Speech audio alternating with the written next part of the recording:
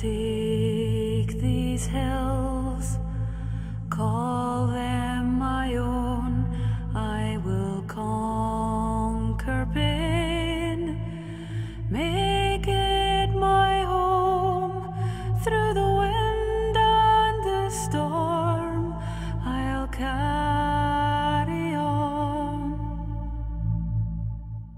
till I find my heart and hero.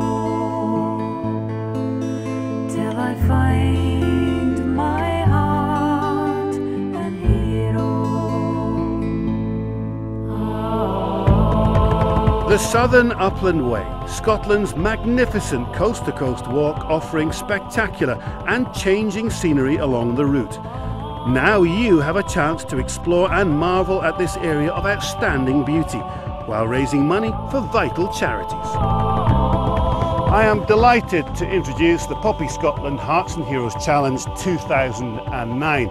If you think that you can cover 29 miles of this route in under 12 hours, then have we got the event for you and your team, or teams. Now, some of you might want to race because there are some great prizes on offer. But for others, this will be an exhilarating day with great company. And look, all this as a backdrop.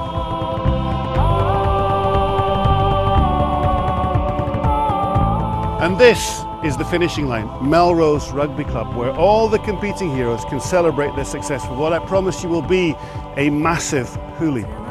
So why not enter a team, or two, or maybe even three? Find your heart and hero, take up the challenge. I'll see you there.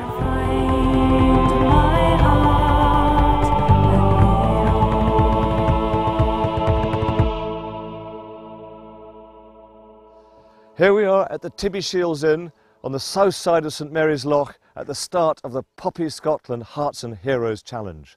Teams of four will be setting out from here on a 29-mile challenge through some of the most spectacular countryside the borders have to offer. There'll be mixed teams, there'll be ladies teams, there'll be under-18 teams, there'll be rugby club teams, there'll be corporate teams, there'll be military teams, all heading as a team all the way through to Melrose.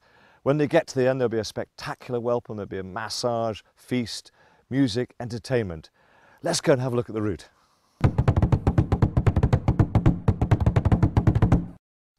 Now, teams will be starting from this location, and the first 2 miles will be nice and gentle along the south side of St Marys Loch. Absolutely stunning. The loch was created by glacial action during the last ice age and is reputed to be the coldest in Scotland. Local legend has it that St Marys Loch has no bottom, so try not to fall in. Now that was the easy warm-up bit over. Now they're heading up into the hills, past the historic Dryhope Tower and up and over towards Traquair. You'll be coming up to the first water stop at Blackhouse, the scene of the Douglas tragedy, where 7 brothers were slain trying to prevent their sister eloping with a local nobleman. And here we are now coming down to the haunted Blackhouse before ascending out through the woods where the track opens up into spectacular moorland. Once you get up onto the watershed, there are fantastic views all around of the border's historic countryside, and it's easy to imagine Scotland's ancient armies marching along with you. Now this is where you'll be coming down the hill on this ancient Drovers Road, down into Traquair, then up through the Traquair Forest. You'll be passing near Scotland's oldest continually inhabited house, but any home comforts you receive from your support team will be quickly forgotten as you climb up the steepest part of the whole route. Right, you'll be coming up to the point of resolution, which is like a heather sculpture, which you can see down to my left. Absolutely magnificent. Walking up over the crest of the hill and down the other side. Minchmore Road has been used for over 800 years and was the main route across southern Scotland for both Wallace and the invading English forces.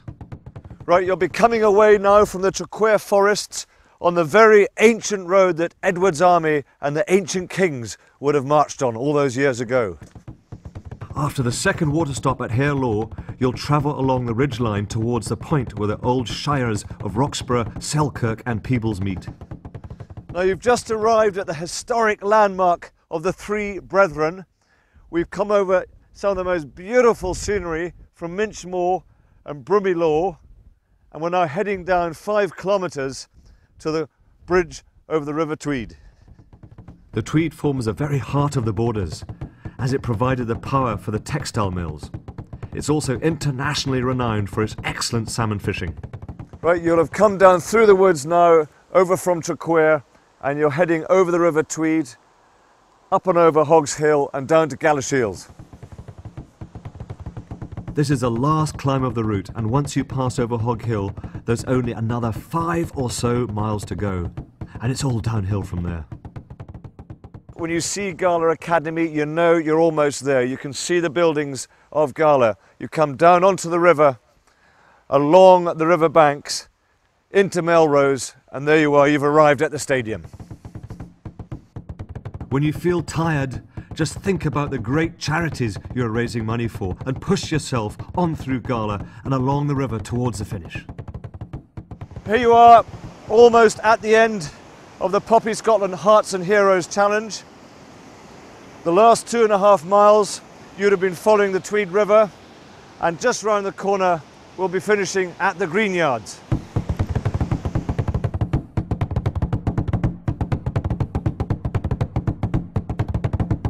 This is where the teams will come in to a fantastic welcome.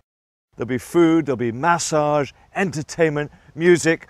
People will be arriving from 3 hours after the start of the event right the way through the evening, and there'll be a wonderful feast and party to follow with. You know, this is a fantastic achievement. Just think, you've walked 29 miles, some of you may have run it.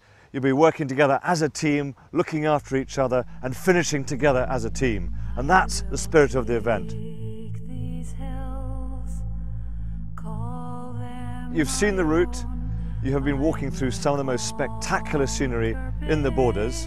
You'll be working as teams of 4, raising money for 3 fantastic charities: Poppyscotland, Hearts and Balls, and the Sportsmans charity. And really, all I can say is, are you up for the challenge? Till I find my heart and hero, till I find